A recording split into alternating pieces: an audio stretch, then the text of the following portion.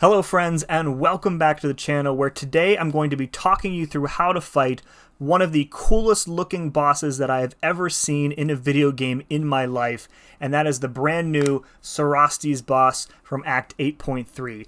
Now, whether you're watching this guide to prep for the fight, or you're here because you just got your ass absolutely handed to you and you have no clue what happened, you've come to the right place, because I'm going to break it all down for you right now. One quick note before we get started: all of the gameplay that you're about to see was recorded on the Cerastes beta that the CCP was given access to back in August. Any changes that were made to the fight as a result of that beta, I have tried my best to include in this guide. If there's any late-breaking changes or bug fixes, I will leave that information in a pinned comment below. Okay, let's begin with a few very important things that I think you should know about before you even head into this fight.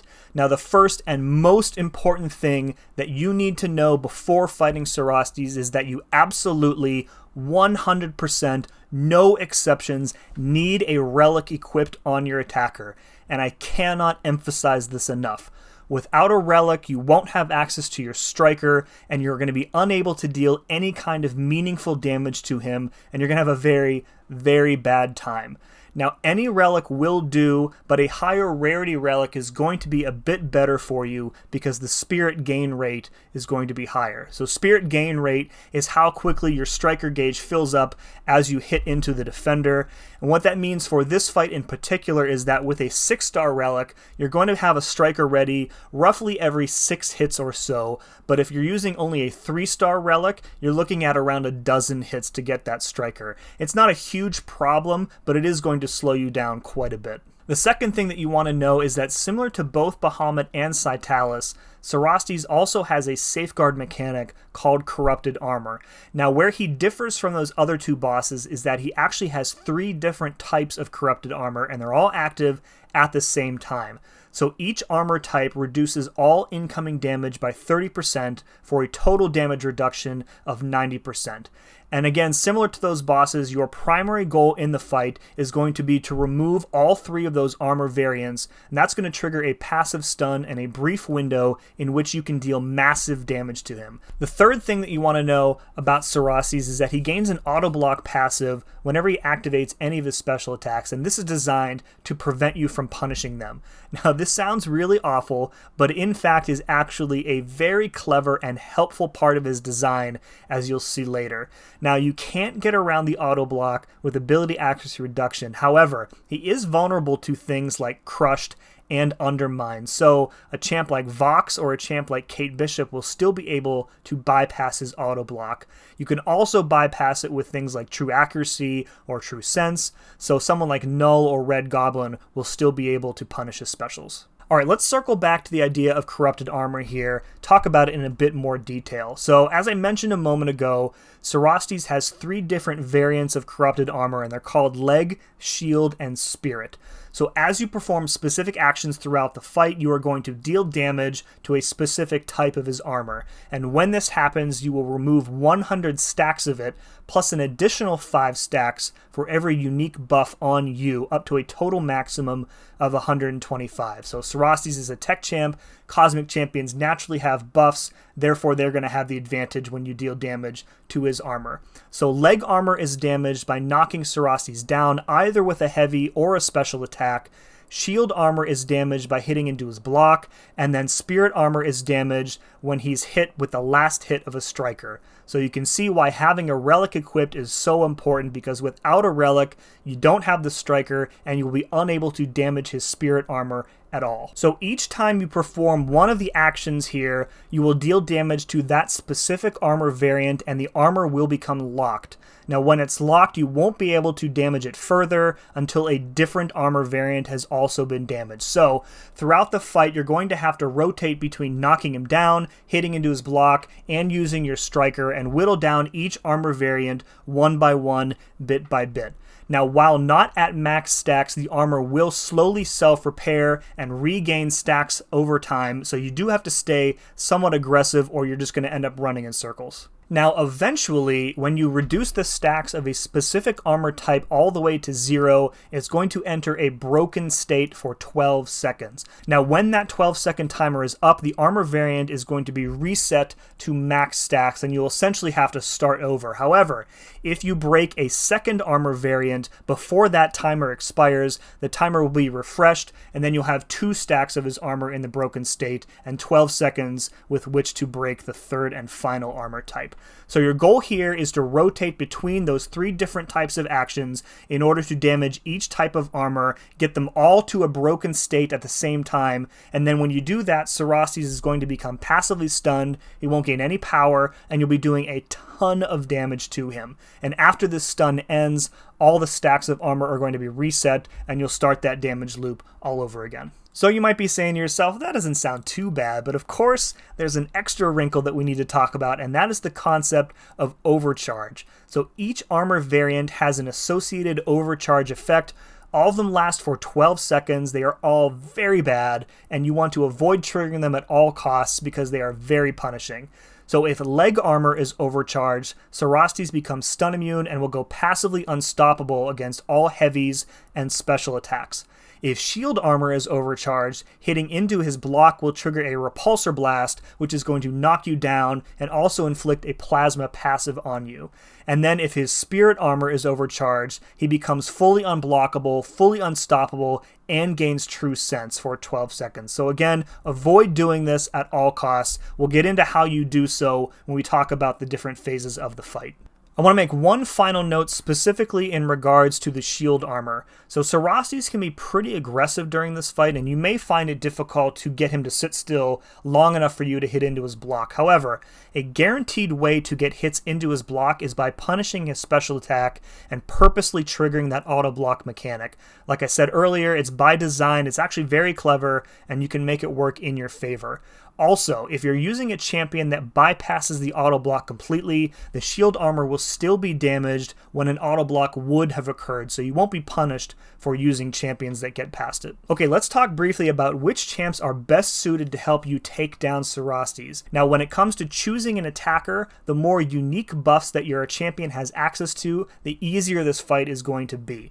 So we're talking champs like Venom, Venom Pool, Gore, Angela, Vox, King Groot, Gamora, CGR, Black Bolt, Cersei, all of those champs are going to perform very well. Now, given that unique buffs are what you're after in this fight, you won't be surprised to know that Odin takes all of those best options to a whole other level, and if you have an Odin, you should absolutely bring him and give those pre-fight buffs to your best attacker. Now, if you don't have a really good Cosmic Champ available and are unable to rank one up, your next best option is any non-mutant champ with access to at least some buffs. And again here, if you have an Odin, he will instantly make almost any other champion viable with his pre-fights. So some options worth exploring would be Hulkbuster, Dragon Man, Aegon, Howard the Duck, and Omega Sentinel. Finally, there are some champs that you definitely want to avoid, and as a general rule, you don't want to go into this fight with a mutant champ. So against mutants, Cerastes' armor is going to repair itself 30% faster, and that means that there's going to be a much smaller window of time with which you can break all 3 armor types. In addition, you also want to avoid putting an Infuriate debuff on him. Doing so will cause his armor to repair 60% faster. So, if you are absolutely insisting on going into this fight with Hercules, just be aware that accidentally infuriating him is going to cause you some big problems. Alright, let's jump into the fight itself. So phase 1 lasts from the start of the fight until he gets to 91% health. And during this phase, if you ever allow an armor variant to fully repair back to 300 stacks, it will trigger the Overcharge effect for that variant. Now remember, you can damage the armor types in any order here, but I think the easiest approach is to kind of alternate between knocking him down with either a heavy or a special attack and using your striker. And then once you have both of those armor types broken, you can just hit into his block repeatedly in order to break the last armor type. So you can kind of see that's what I'm doing here. Baiting out specials, I think I'm hitting into his block once, we've broken the shield armor, and now all we have to do is get back to our striker to break the last piece of armor. We've triggered the passive stun, and now we're doing a whole bunch of damage. Once that stun ends, his armor will repair back, and we'll start the cycle over again. Repeat that cycle, and when you get him down to 90%, you'll trigger a phase transition. Now this is going to work much differently than in the prior boss fights. So when you deal enough damage to Cerastes to get to the next phase, it's going to trigger a mode called Overdrive, and Cerastes will essentially become indestructible until you intercept him. Successfully intercepting him will deal 1% of his max health in damage, and then immediately start the next phase. Phase 2 lasts from 90% to 51%. Now at the start of this phase, all armor variants will be reset to 225 stacks, and if you attempt to damage a variant that has been locked, meaning you've done the same action twice in a row, Cerastes will immediately repair 100 stacks of that armor variant. Now remember, the effects of each previous phase are going to stack here, so if you accidentally repair 100 stacks of armor and bring any variant up to its maximum of 300, it's going to trigger the Overcharge effect for that armor variant, and you definitely don't want that. Now there is a little bit of wiggle room here, because if an armor stack is well below 200 and you do accidentally repair it, it's not going to get to that max of 300 and you'll be safe. So without a doubt, the trickiest thing to avoid from this point in the fight on is hitting into his block multiple times in a row. I personally do this all the time in fights without even thinking about it, but you really do have to make a concerted effort to only ever hit his block once and then back off. It's definitely going to take some getting used to. Alright, phase 3 lasts from 50% health all the way down to 6%. At the start of this phase, each armor variant will be reset to a random value between 50 and 250. That means that you'll want to focus on the armor with the highest value first, and then continue rotating through your actions from there. During this phase, Cerastes will be stun immune, so you'll have to block bait heavies or intercept in order to get your openings. Also in this phase, if you again attempt to damage an armor variant that has been locked, instead of repairing itself, the Overcharge mode for that variant will trigger immediately. That means there's no wiggle room for mistakes in this phase, and if you make one, you're probably going to pay for it. So hopefully by now you've kind of established a rhythm for what order you're comfortable performing those actions in, so just keep at it. Okay, when you get him down to 5% health, the final phase will trigger. During this phase, all 3 Overcharge modes are triggered indefinitely, so he's going to be permanently unstoppable and unblockable. Now your goal here is to survive for 16 seconds while his health slowly drains. Once Cerastes hits 1% health, his suit will go into meltdown, and he'll be inflicted with an indefinite Intimidate passive, which should force him to stand still and hold block. And at this point, hit his block once, that's going to deal 10 million damage and instantly KO him, and at this point give yourself a nice pat on the back and congratulations on a job well done. One final thought on the difficulty of this fight. So it's going to be pretty easy for you to die in this fight from just a few mistakes, which is a very big change from what the Bahamut fight was like. Now having said that, I actually think that Cerastes is the easiest of the 3 boss fights so far.